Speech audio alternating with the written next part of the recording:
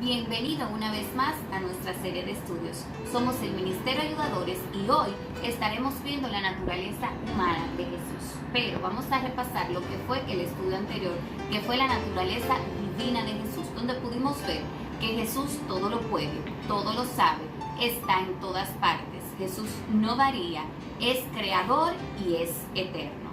La doctrina de la humanidad de Jesús tiene la misma importancia que la doctrina de su divinidad. Jesús debía ser completamente hombre para poder representar al hombre caído. Ahora, si Él no hubiese sido completamente hombre, su sacrificio por nosotros, por toda la humanidad, no hubiese sido real. El cuerpo de Jesús era un cuerpo igual que el de cualquier otro ser humano, aparte de las cualidades que son el resultado de la caída. En Lucas 1 y 2 se describe el embarazo de María y el nacimiento de su hijo. Todo el relato nos da testimonio de la verdadera naturaleza de Jesucristo. Hebreos 4:15 nos dice lo siguiente: porque no tenemos un sumo sacerdote que no pueda compadecerse de nuestras debilidades, sino uno que fue tentado en todo, según nuestra semejanza, pero sin pecado. Jesús es tan humano como nosotros. En Marcos 4:38 nos dice: pero Jesús estaba en la popa, durmiendo sobre el cabezal. Dormir viene por causa del cansancio, o sea que eso es algo de humano. Se dan cuenta que Jesús es humano porque Él se cansaba. Marcos 11:12 nos dice: al día siguiente, cuando salieron de Betania, tuvo hambre. Jesús tuvo hambre, y tener hambre es de humano. Juan 19:28 dice: después de esto, sabiendo Jesús que todo quedaba terminado, en cumplimiento de las Escrituras, dijo: tengo sed. Tuvo sed, también eso es de humano. Vamos a ver qué nos dice Juan 11:35. Y dice: Jesús lloró. Y como vemos, llorar es de humanos. El Hijo de Dios estaba en el cielo y quería salvarnos. Por eso adoptó la condición de hombre y vino a la tierra. Compartió todo lo que deben compartir los seres humanos. Ellos deben padecer bajo la iniquidad. Él también lo padeció. Los seres humanos sufren dolores. Él también los sufrió. Los seres humanos son traicionados. Él también fue traicionado. El ser humano debe morir. Él también murió como hombre. ¿Tuvo Jesús alguna ventaja sobre nosotros para vencer el pecado? Y la respuesta es no. Jesús nunca pudo hacer nada por sí mismo. Y así está registrado en Juan capítulo 5, los versos 19 y 30. De mí mismo nada puedo hacer. Como oigo, así juzgo, y mi juicio es justo, porque no busco mi voluntad, sino la voluntad del que me envió. Jesús estaba en el Padre.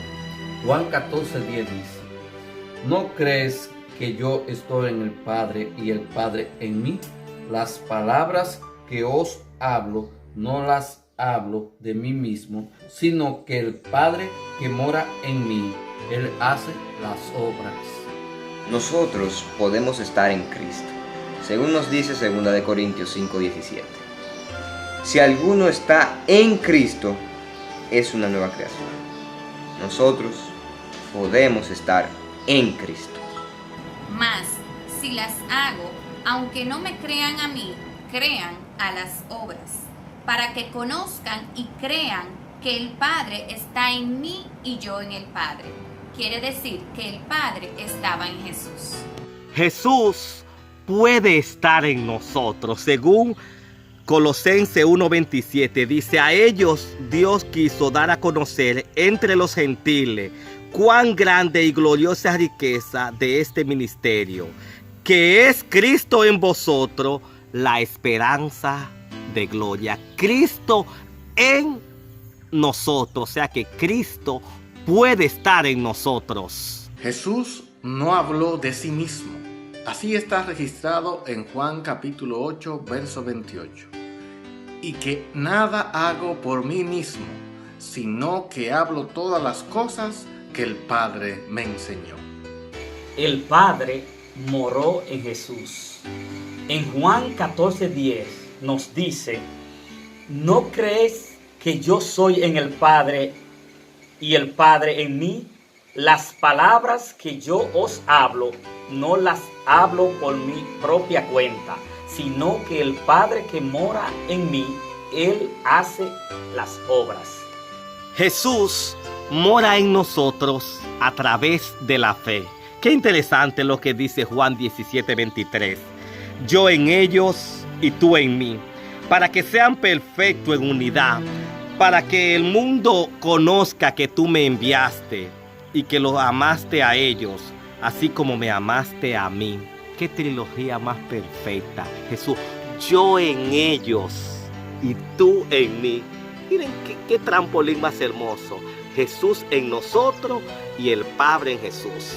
Una unidad perfecta. Y es que Cristo puede habitar en nuestros corazones a través de la fe. El apóstol Pablo, cuando le escribe a los efesios, los fortalece, diciéndoles en Efesios 3:17, que habite Cristo en vuestro corazón. No obstante a eso, Filipenses 4:13 nos dice: todo lo puedo en Cristo que me fortalece. Entonces surge la pregunta: ¿de dónde obtuvo Jesús su fe y cómo pudo vencer el pecado? Veamos qué hacía él y cuál era su estilo de vida. Número 1. Lucas 4:4 nos dice: Jesús respondiendo le dijo: escrito está, no solo de pan vivirá el hombre, sino de toda palabra de Dios. De la Biblia Jesús sacaba la fe.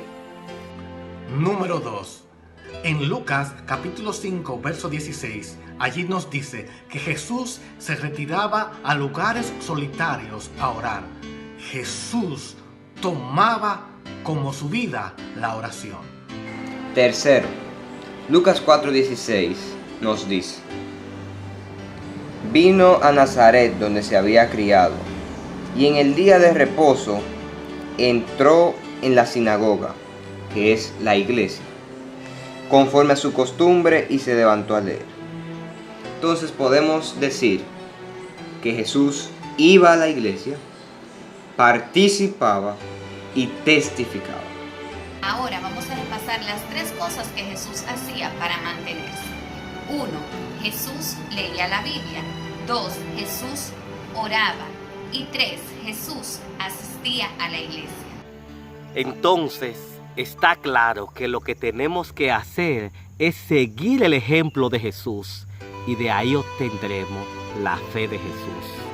No te pierdas el próximo estudio: Jesús y la salvación.